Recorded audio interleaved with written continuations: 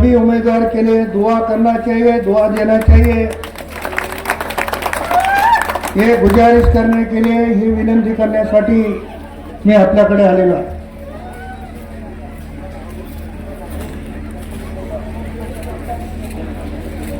मी लोहा कंधार मतदारसंघातून अनेक निवडणुका लढवलेल्या आहेत. मी आतापर्यंत 18 निवडणुका लढवल्या आणि 16 निवडणुका मी जिंकलेल्या आहेत.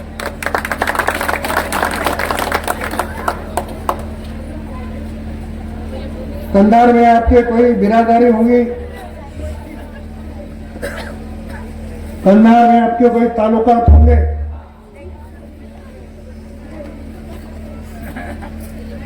प्रताप पाटिल चिखलीकर कोई पार्टी से खड़े रहने दो, 85% मुस्लिम भाई बहन मेरे साथ रहते हैं. ये आज तक का इतिहास है. सर्व जाती धर्माला घेऊन आम्ही काम करणारे कार्यकर्ते आहोत. हिमायतनगरला नगरपंचायतच्या निवडणुकीत येताना मला जी काही माहिती मिळाली, इथं जे समोरच्या पार्टीचे उमेदवार आहेत ते भाजपचे आहेत का काँग्रेसचे आहेत हे आणखी लोकांना कळायला मार्ग आहे.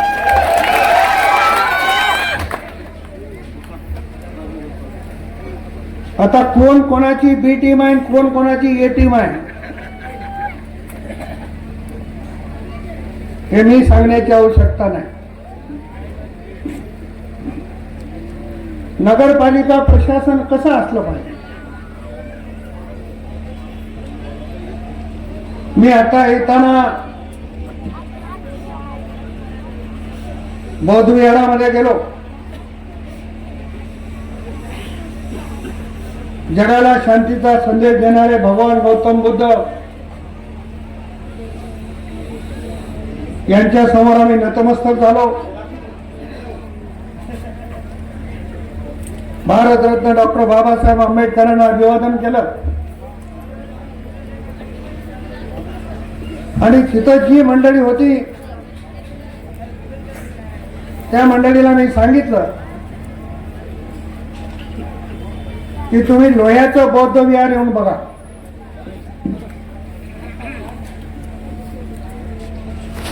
लोह्यामध्ये आम्ही बौद्ध विहार उभा करतोय.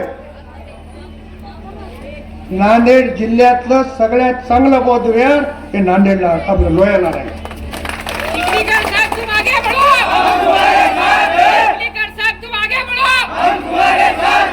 आज मी प्राथमिकता म्हणून त्यांना 4 कोटी रुपये दिले. 50% वर काम झालेलं आहे. लबाडाचं निमंत्रण नाही.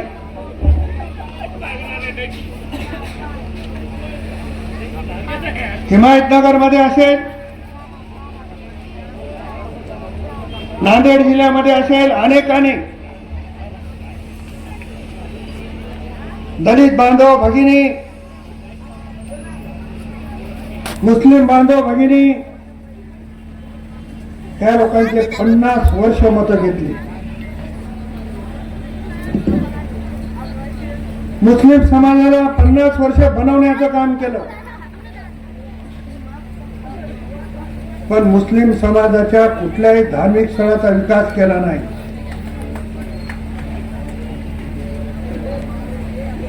मी लोहा कंधार मध्ये शिवसेनेचा आमदार होतो. 5.5 कोटी रुपये हाजी साहेबच्या दर्गाला देणारा त्या महाराष्ट्रातला पहिला आमदार प्रताप पाटील.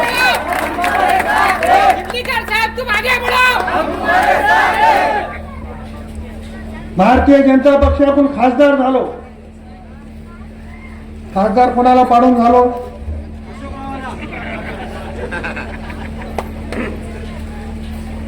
भारतीय जनता पक्षाचा खासदार झाल्याच्या नंतर उर्वरित कामासाठी 2 कोटी रुपयाचा हाजी साहेब दर्गाला दिला.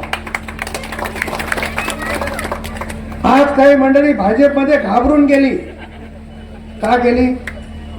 का घाबरली तुम्हाला माहिती आहे? इकडे थोडं वारं कमी आहे. भोकर पासून पलीकडच्या असतात. चिखलीकर साहेब, अरे तुम्ही 50 वर्ष मुस्लिम समाज, दलित समाज, बहुजन समाजाच्या नावावर राज्य केलं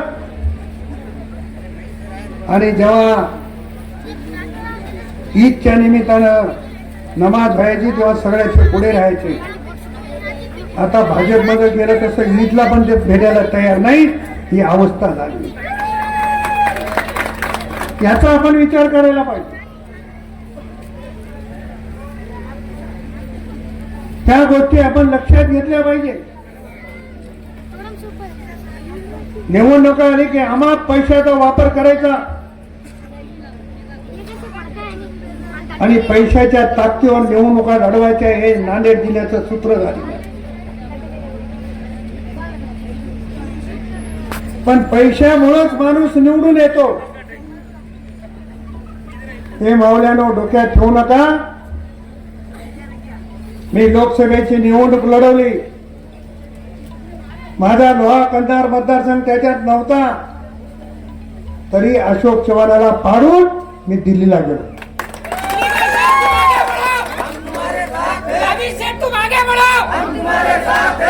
अशोक चव्हाणाच्या पासांगाला मी नाही पैशाच्या बद्दल, कारण मी कुठला आदर्श घोटाळा केला नाही, कोणाला बुडिलो नाही, कोणाचं खालो नाही. शेवटी तुमच्या हातात आहे की कोणाला निवडून द्यायचं, कोण आपल्या शहराचा विकास करू शकतो. काय प्रश्न आहे? हिमायतनगरच्या माझ्या लोकांना प्यायला पाणी वेळेवर मिळालं पाहिजे. हिमायतनगरमध्ये राहणाऱ्या माझ्या गोरगरीब माणसाला घरकुल मिळालं पाहिजे. हिमायतनगरमध्ये राहणाऱ्या माझ्या बांधव भगिनीला नाल्याची, रस्त्याची सुविधा पाहिजे. मग हे प्रश्न कोण सोडू शकतो? याचा आपल्याला अभ्यास करायचा. तुम्ही अनेकांचं राज्य या हिमायतनगरमध्ये बघितलं. माझी एक विनंती आहे, या निवडणुकीत जावेद भाई आणि राष्ट्रवादीला मतदान करा. मागच्या 25 वर्षात हिमायतनगरमध्ये जे झालं नाही ते करण्याची जबाबदारी प्रताप पाटील.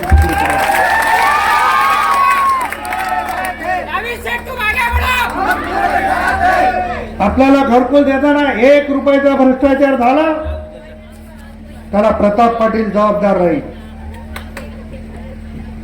जावेद भाई सारख्या एका कार्यकर्त्याला आम्ही इथं उमेदवारी दिली. मला आश्चर्य वाटते, काही भागामध्ये घरकुल देताना 10,000 रुपये ते गरीबाचे खातात. अरे गरीबाचे पैसे खाल्यामुळे कोणाचंही चांगलं होत नाही. तात्पुरतं बरं आहे, गाडी मिळते फिरायला.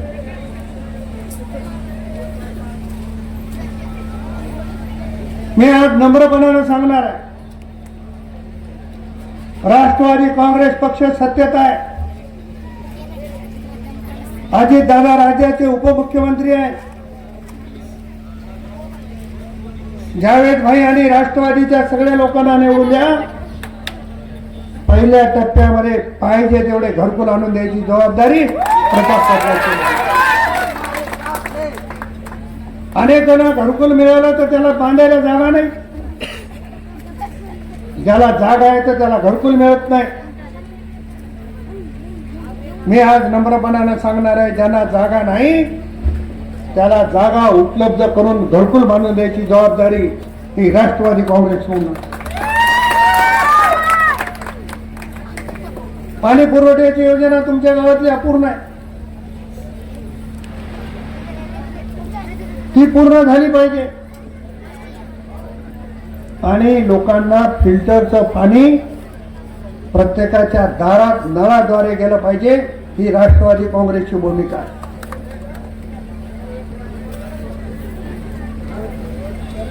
मी आता परवा या विधानसभेच्या निवडणुकीत परत लोहा कंधार मधून आमदार म्हणून निवडून आलो. आजही माझ्या लोह्याला 15 कोटीची कामं या टर्म मध्ये केली आणि कंधारला 15 कोटीची कामं. काम करण्यासाठी आम्ही लोकप्रतिनिधी आहोत. त्यामुळे विश्वास ठेवा, आमचा पक्ष कोणालाही मॅनेज होणारा पक्ष नाही. आणि प्रताप पाटलाच्या डिक्शनरी मध्ये ते कधीच जमत नाही. सगळे उमेदवार ताकदीनं तुमच्या पुढे उभे राहतील आणि एक सेवक म्हणून तुमचा जावेद भाई नगराध्यक्ष झाले तरी जनतेचा सेवक म्हणून तुमचं काम करतील याची हमी घ्यायसाठी मी पाहिजे.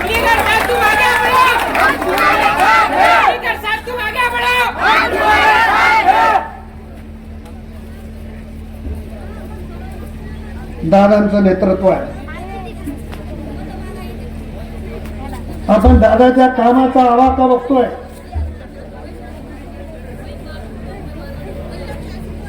सकाळी 6 वाजल्यापासून काम करणारा नेता या महाराष्ट्रात कोण असेल तर त्याचं नाव अजितदादा पवार आहे. कामाचा दृष्टिकोन आहे. आणि राष्ट्रवादी काँग्रेस पक्ष हा सेक्युलर पक्ष आहे. शिवशाही फुले आंबेडकरांची विचारधारा घेऊन सर्व जाती धर्माचा समावेश करून सर्व जाती धर्मांना सोबत घेऊन चालणारा पक्ष कोणता तर त्याचं नाव राष्ट्रवादी काँग्रेस आहे. आपण बघा, सत्तेमध्ये आम्ही लहान भाऊ आहोत. दादाच्या मंत्रिमंडळात मंत्री कोण आहे? हसन मुश्रीफ. कुठल्या समाजाचे आहे? छगन भुजबळ साहेब ओबीसीचे नेते आहेत. नरहरी झिरवाळ साहेब आदिवासीचे आहेत. इंद्रनील नाईक साहेब बंजारा समाजाचे आहेत. विधानसभेचे उपाध्यक्ष अण्णा बनसोडे साहेब दलित समाजाचे आहेत. आदितीताई तटकरे ओबीसीचे आहेत. दत्ता मामा भरणे धनगर हटकर समाजाचे आहेत. आणि या महाराष्ट्रामध्ये राष्ट्रवादीच्या वाट्याला 2 विधान परिषदेच्या म्हणजे एमएलसीच्या जागा मिळाल्या. त्याच्यामध्ये एक मुस्लिम समाजाला आमच्या इद्रिस भाई नाईकवाडेला राष्ट्रवादी काँग्रेसने एमएलसी केलेला आहे.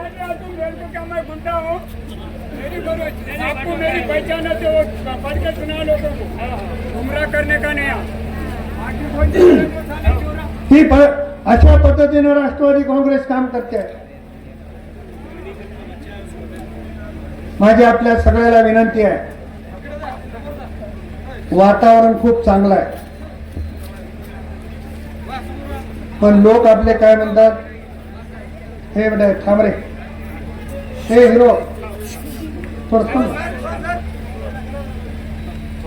बज बज बज.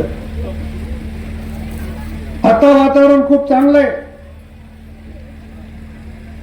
घाटे साहेबांनी उल्लेख केला, मी पण माहिती घेतली. 15चे 15 उमेदवार राष्ट्रवादीचे निवडून येण्याचं चित्र आहे. मगर आखिर के 2 दिन में होता है क्या? अपने लोग बोलते साहब बहुत कम गिर गए जी अपना आदमी. अरे उनके पास क्या है, सत्ता ही नहीं है तो कम गिरने वाला है. आगे वाला तो सत्ता में थे, इनको भी थोड़ी सत्ता दिला दो. मगर ये सत्ता से कमाएंगे नहीं, सत्ता से काम करेंगे, ये दावा करने के लिए मैं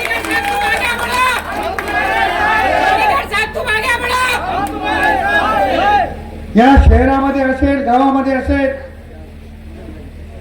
सगळ्या जाती धर्माची लोक गेल्या अनेक वर्षापासून एकत्रित राहतात. काही मंडळी काही पक्ष आता जातीवादाच्या नावाखाली पुढे येत आहेत. माझं तुम्हाला नम्र आव्हान राहणार आहे की आपल्या गावामध्ये असा पद्धतीचा जातीवाद होता कामा नये. सगळ्या जाती धर्माला घेऊन चालणारा पक्ष कुठला हे आपण निवडलं पाहिजे. काँग्रेसच्या बद्दल मला माहिती फार बोलायची गरज नाही. ते जहाज ऑलरेडी बुडालेलं आहे. और डूबते नाव में कोई बैठने वाला है क्या? अपने को डुबना है क्या? अरे विकास कोण करू शकते त्याच्यासोबत आपल्याला राहायचं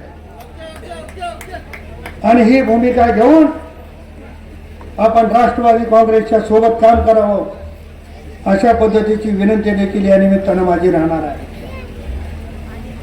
मला अनेक प्रश्न या ठिकाणी सांगितलं, इथं भ्रष्टाचार झाला, तिथं भ्रष्टाचार झाला.